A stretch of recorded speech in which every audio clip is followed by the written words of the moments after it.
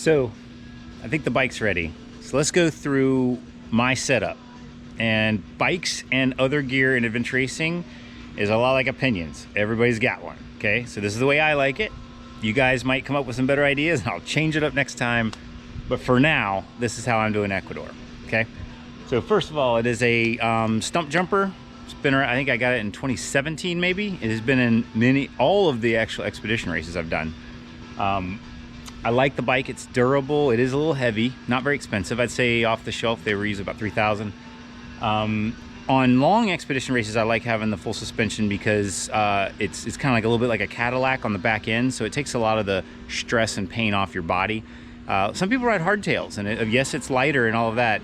I just find it for really long times on the bike, 12 hours or 14 hours, whatever, I'd much prefer having a full suspension. Also, we were kind of warned that this race is going to be very steep uphill downhills and a lot of baby heads as you're bombing hills and stuff. And so instead of having the hardtail, I wanted a little bit burlier bike. One other thing about this bike, this is a large, which is a little bit small for me. I'm almost 6'1". I prefer an extra large bike, but by riding a large, the bars are actually a little bit closer to the seat. So the cockpit is smaller, which means I'm not so lean forward. I'm actually leaning back a little bit, and that takes a little bit of the weight off my hands. And I've had problems with that in the past where my hands go numb when I'm riding. So that's the stump jumper.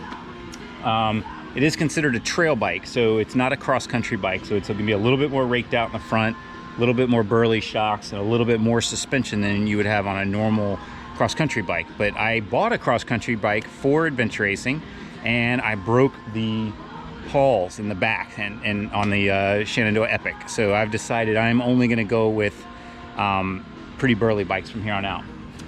Okay, as you guys saw in the earlier video, I put on some new tires, a little bit more rugged, added the valve remover on there. I did make sure my chain is, I think it was 0.50, because once your chain gets up to about 0.70 or 0.75, you're supposed to change it. Made sure the chain was okay. I have tested it out with a cassette and everything. It's all good to go. For the pedals, I use clips while I'm riding, so that gives me a lot more power, especially on the uphills, especially if I'm towing. But if anything breaks or if something falls off the shoe, I can always flip it over and ride the flats. Or let's say you don't want to use your bike shoes, you want to go trekking, but use your bike. So I recommend pedals that flip over. These aren't the really aggressive bear claw pedals, but they got enough traction that it doesn't bother me. I put my bike tools down there in the water bottle. Keeps them dry, keeps them from banging around. So like things like CO2 or the levers for the tires or a repair kit for a patch kit for the tubes. I get most of my bike tools in here, but on expeditions I do carry a larger kit, which some of that's going to be in my backpack just because it doesn't all fit in here. You always want a tube. I'm riding tubeless right now, but tubeless can go wrong. So you should always have a spare tube, hopefully brand new, on the bike, so it's easy, quick to get to if you need to change stuff out. I did add a feed bag to the front. Andrea is a huge fan of feed bags. I'd never really used one in an expedition, but it is going to be handy to be able to get to stuff. I tested it out riding. It didn't get in the way of my knees or anything, and so it's going to be nice to be able to get to stuff up front. On the handlebars, I got these really wide, so that your hand is really comfortable right there. And then I got these are the Ergon GP4. So this is adjustable. So basically you can ride up here, you can ride flat, or there's just 100 different positions that you can use with these. Yes, they're gonna be a little heavier, but since I've been having problems with basically my fingers will go numb. So these are a lot more helpful on those really long burly rides. Got my mat board put on. Everything there is good. Let's come around the other side. Our whole team's using Phoenix lighting. They're a really good brand. They're very durable. Never had one fail on me. This light takes two 18650s. This is the BC30, 2200 lumens. I'm going to do a whole section on bike lights, so I'm not going to get into that right now, but this is the one I'm using on this bike. Again, it's got 2 batteries in there, so I probably won't even have to change out the batteries though the whole time. Okay, let's go back down to the business end of the bike. Let me get back in the light. So I have a Blackburn, I think it's a 14 liter, it's a seat bag and it's a dry bag. So we've had a lot of good luck with this riding on really big races.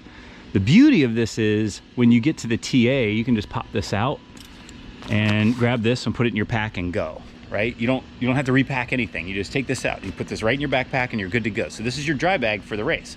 And then when you get ready to get on the bike, all your stuff goes right back in the seat bag.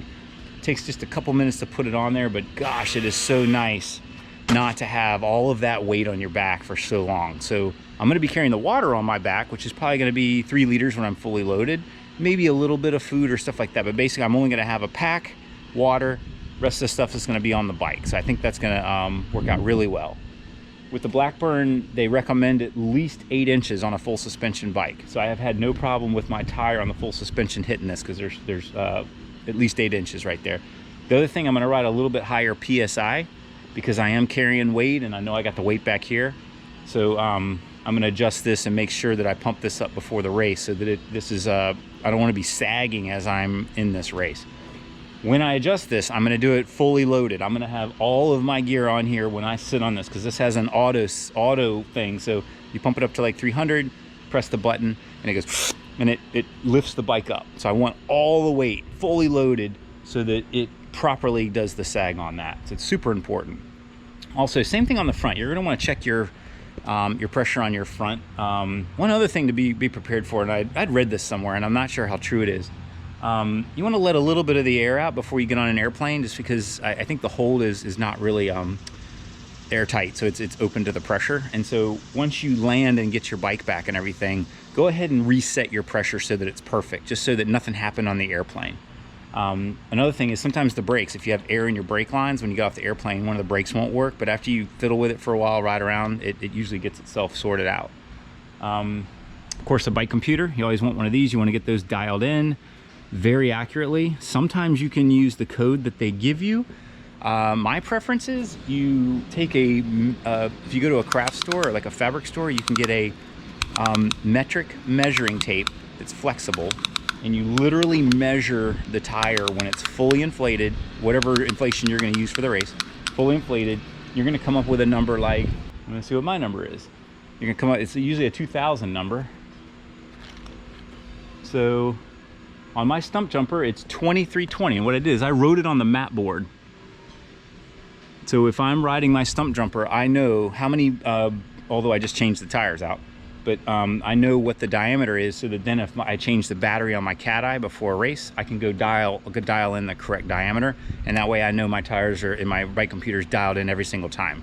So I usually do not go with the measurement that they give me, because every tire is different. You just can't put in 29 and expect it to be accurate. One other thing that's really important when you go into a race, especially if you're the lead nav, is your bike computer. It's got to be dialed in. I talked about how to measure around and get it all set. But the other thing people don't realize is that there is also a little battery down in this little cinder. Okay, and they're almost always these, most bike, I don't know, I use cat eye, but these CR2032, these little flat batteries. And so instead of just replacing them, you can go on Amazon for like really cheap and get one of these battery testers, and you can just put it on there and it'll tell you that that battery is 3.43 volts, and it's a 3-volt battery, so it's got more voltage than the package said. So basically I know that this battery is good.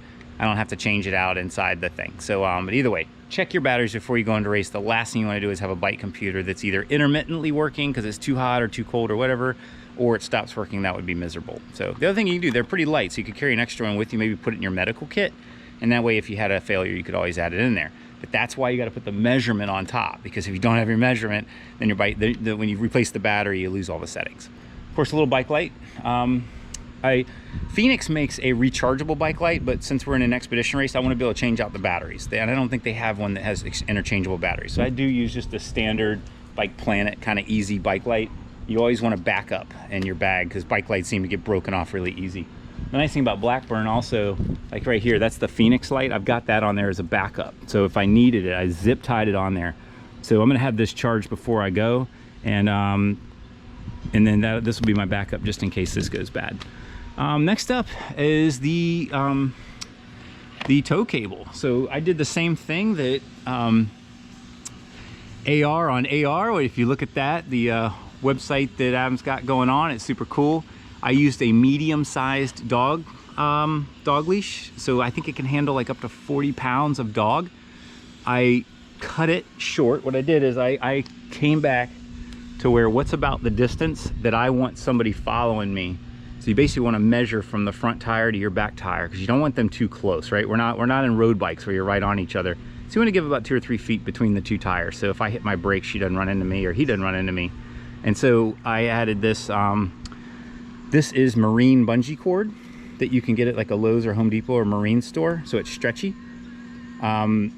Oh, and that's right, I cut this one came with it. I cut this down to get the right length, and then I put the stretchy part on there, and this is just a piece of tubing, just so when somebody grabs it, it's comfortable. It doesn't cut into your hand or anything. Most people just take this and grab their bars. Some people hook it on their bars or hook it on a little hook, because most of the time you're going uphill when you're towing, so you're not going super fast and it's not dangerous. But if you're like, let's say, going fast along a road and you're towing, then you just want this in your hand, so if anything goes wrong, you just let it go. Another thing, just so if somebody was riding and they're gonna let it go, what you don't want to do is ever sling it down to where it gets into the tire. That'd be really bad. So what I tell anybody, if I'm towing somebody, they usually just come up and just let it go right next to the device. But if not, it's let it go and up. You just throw it up and let it go, and it sucks back really fast. So I've never had that get caught in my back tire. This will be the first time I'm riding with the Blackburn and a tow.